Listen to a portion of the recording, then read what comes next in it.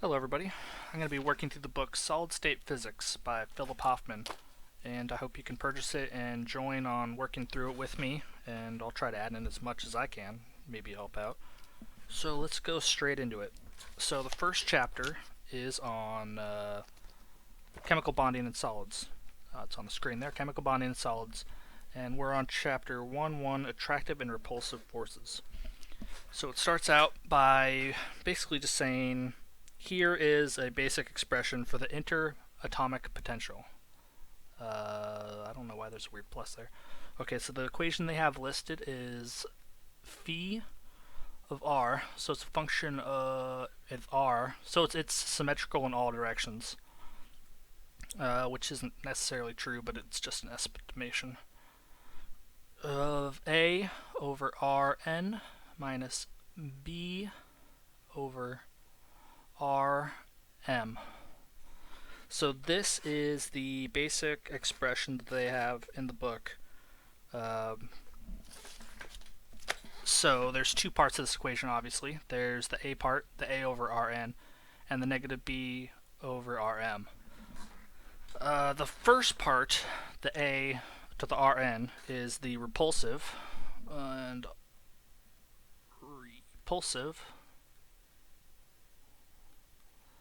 and this part is the attractive part. So there's between two molecules, there's pushing and pulling between them, and those will get you the binding distance that we'll find out with this equation.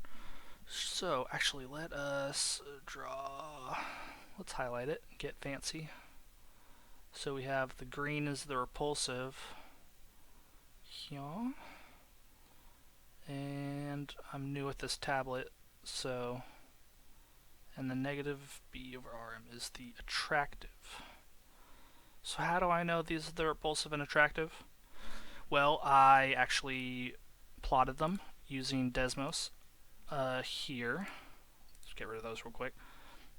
So this is the equation. This is the equation of the line we had there. Most of the time, the a and the b are going to be the same. So just for simplicity, I kept them as the same here. So it's both a. So a over x to the n and minus a over x to the m. Right now, it should be 12. There's a standard 6 to 12 rule, which I'll talk about in a little bit. But those are generally the exponents on these values here. The n being 12 and the m being 6. And as you can see, it creates this little line here.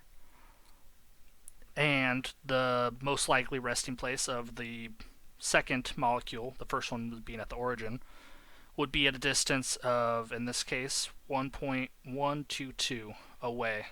This will be spherical circle around because it's a function of r if you look back at it. So let's look at the first part of the equation, the a to the x over n. We can see it's this line here. This is the repulsive force that I talked about. You can imagine if you have a ball here, it's going to want to roll down and be pushed to the right because of gravity, or because, yeah, there's force. So the ball's going to want to go that way. It's being pushed away. So this is the repulsive force, because if you imagine, the potential's dropping and it's going to be pushed away here. And if we look at the attractive force, if we were to have a ball in here, it would roll towards the center. So the ball, or the molecule, is then going to want to go that way. So when you combine these two, when you combine the repulsive force and the attractive force, you get this equation. And this would be the resting point where the molecule is most stable at that point, where it's at its minimum potential. So this is obviously an estimation, and this estimation, well, it's an estimation from an estimation. It was derived from the, gotta put it back in pen mode. It was derived from the, I'm trying to put it over here. Yes, let's do it. The Leonard Jones potential. which is basically a little bit more detailed version of this equation here. So V of Leonard Jones is equal to 4 epsilon, and that'll be the magnitude. We'll see that in a second. Let me just write it down. Of phi over r to the 12th and minus phi over r to the 6th. So you can see these equations are very similar between this one and this one. This one is basically a simplified version of this one. So there are also other ways to write this equation, which can be more useful depending on what you want to do with the equation. And again, you'll see why in a second when I pull up the graphs.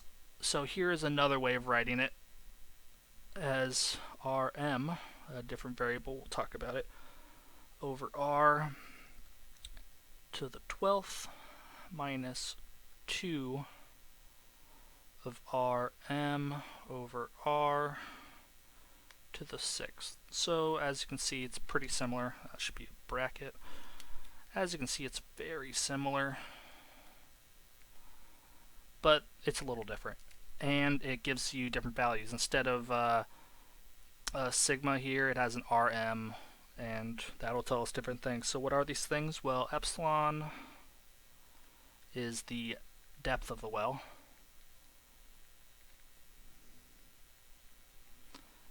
And sigma is the distance where the potential is 0.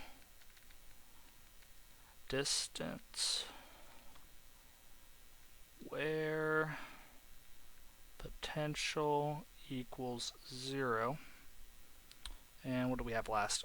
We have the Rm, which is the distance where the potential is at its minimum. So it'll be at minimum. I messed up, and it's horrible writing. At minimum.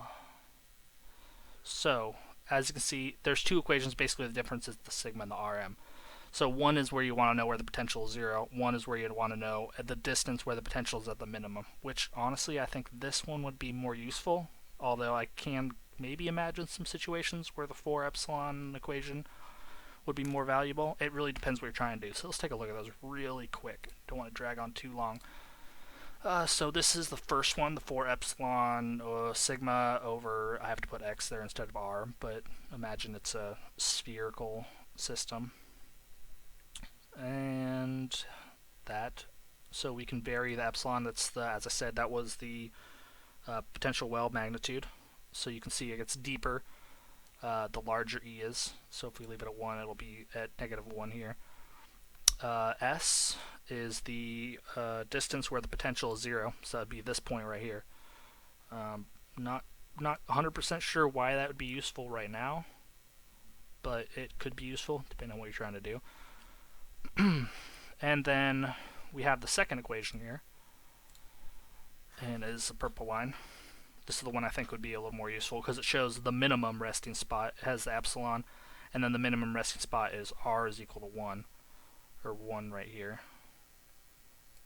So we can say, oh, minimum resting spot is at 2. You know, we could solve for this value and figure out what the minimum resting spot is. So obviously they're very similar, pretty much identical if you could line it up. And let's go back. So the repulsive force here is generally caused by repulsive. The book quotes it as being because of the Pauli exclusion principle, which basically states that two fermions can't occupy the same space. So essentially, the electron clouds, or the Schrodinger equation clouds, are interacting, so they're being pushed away from each other because they can't occupy the same space. And there's actually a couple reasons for attractive. I don't think it really talks about it in the book yet, but I skipped ahead a little bit, and it shows that it'll be there's multiple types, of course. There's multiple types of attractions, such as Coulomb attraction. I think London dispersion forces. That might be repulsive. That might be included in there, but it talks about those later. I don't remember exactly what they all are. So, what kind of problems are there with this simplified model? Limitations. Limitations. Let's get a cool marker and color it. We haven't used pink. Let's try pink. Limitations. I need to make it a little bigger. I don't know how to do it. I'll figure it out later. Alright, limitations are, first off, it's a basic model, so it's an estimation.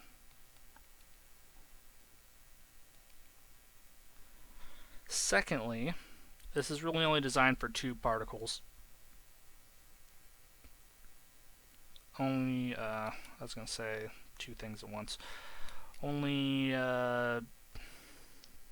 accurate, I guess,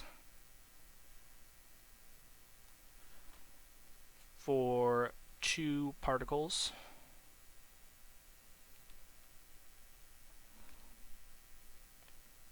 Three, direction is irrelevant, which we kind of talked about earlier. You can see here that this is an R, so it's a radius around a sphere, or it's a all around the origin. So it is direction. Oh, that is horrible writing. It's hard to write on this pad. Let me try again. Direction is irrelevant, which in the real world, direction is actually pretty relevant, especially if you get deep into quantum mechanics. You know, there's like certain angles and stuff that electrons can be such as that. And 4, it is divergent at 0. So when I say divergent at 0, if we look back up at this, when you get to the 0 point on these graphs, it'll be infinity. You can look at these because there's the x in the denominator there. So as it gets to 0, it gets to infinity. That's not really that big of a problem unless you're trying to do some modeling. Using modeling software or programming, it can cause issues. So it's kind of just something to keep in mind. But for basic situations, this seems to be a pretty accurate way to do it and is very common. So thank you for watching that boring introduction there. Next we're going to be talking about ionic and covalent bonding, and I hope you enjoy it and tune in.